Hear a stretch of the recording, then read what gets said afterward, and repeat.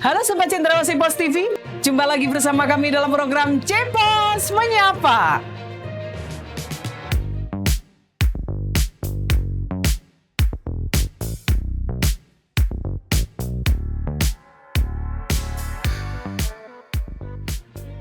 Sobat Cepos TV, Badan Penanggulangan Bencana Daerah Provinsi Papua mewarning 4 daerah di Papua untuk segera menetapkan status siaga.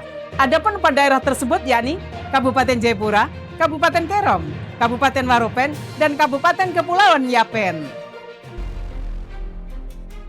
PLT Kepala BPBD Provinsi Papua Wisnu Raditya mengatakan, wilayah-wilayah ini perlu diantisipasi akibat cuaca ekstrim khususnya hujan lebat yang disertai angin dan petir.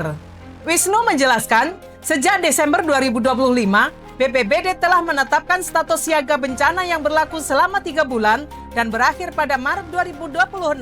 Status tersebut kemudian diperpanjang kembali sebagai langkah antisipasi terhadap kondisi cuaca ekstrim yang masih terjadi pada masa peralihan musim hujan ke musim kemarau. Ia juga berharap seluruh pemerintah kabupaten, kota di Papua dapat mengikuti langkah pemerintah provinsi dalam menetapkan status siaga bencana seperti Kota Jayapura dan Kabupaten Jayapura telah lebih dulu menetapkan status siaga.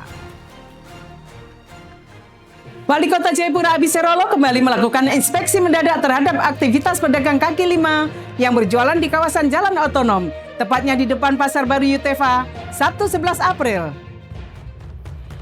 Dalam sidak tersebut, Wali Kota masih menemukan sejumlah pedagang yang tetap berjualan meski telah berulang kali dihimbau untuk tidak menggunakan lokasi tersebut. Berbagai jenis pedagang masih kerap ditemui menjajakan dagangannya.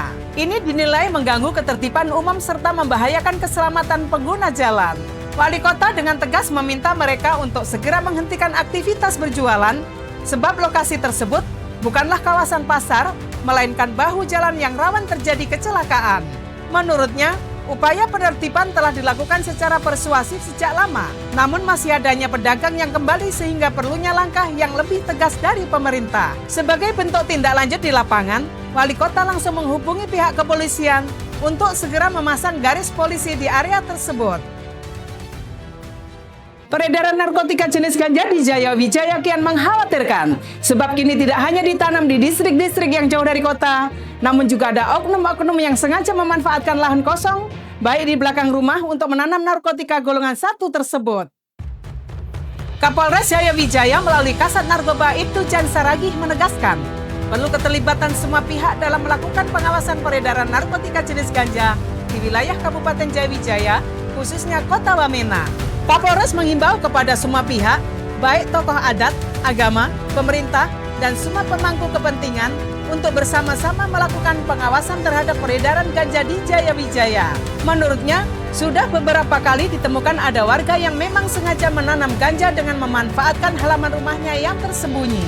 Dari operasi yang dilakukan selama ini, banyak juga anak di bawah umur yang kedapatan menggunakan atau membawa ganja. Dari operasi yang dilakukan selama ini, banyak juga anak di bawah umur yang kedapatan menggunakan atau membawa ganja. Satgas Yonif 751 Wirajaya Sakti bersama Satgas Gabungan TNI Polri berhasil mengungkap keberadaan ladang ganja di wilayah pedalaman Kabupaten Pegunungan Bintang, Papua Pegunungan, Sabtu 11 April. Dalam operasi yang dilakukan di kawasan hutan di Distrik Oksibil dan di Distrik Serambakon, aparat juga mengamankan seorang warga yang diduga sebagai pemilik ladang tersebut. Pengungkapan ini berasal dari informasi dan laporan masyarakat tentang adanya aktivitas mencurigakan di area kebun yang diduga ditanami tanaman terlarang jenis ganja. Menindaklanjuti teman tersebut, personel Satgas menuju lokasi. Dari hasil penyisiran di 2 titik, aparat menemukan sebanyak 55 batang tanaman ganja dengan tinggi sekitar 1,5 meter.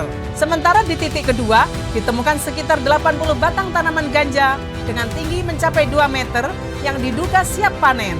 Pihaknya juga menghimbau kepada masyarakat agar tidak terlibat dalam aktivitas penanaman maupun peredaran narkotika, khususnya ganja, karena dapat merugikan diri sendiri maupun lingkungan sekitarnya.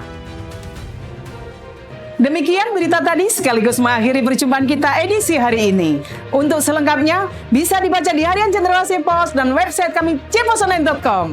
Terimalah moto kota Jayapura, Hente Cahyo Onomi, Temarni Haneset, satu hati membangun kota untuk kemuliaan Tuhan. Kami segenap kru yang bertugas mohon pamit dan sampai jumpa. Wani Ambi.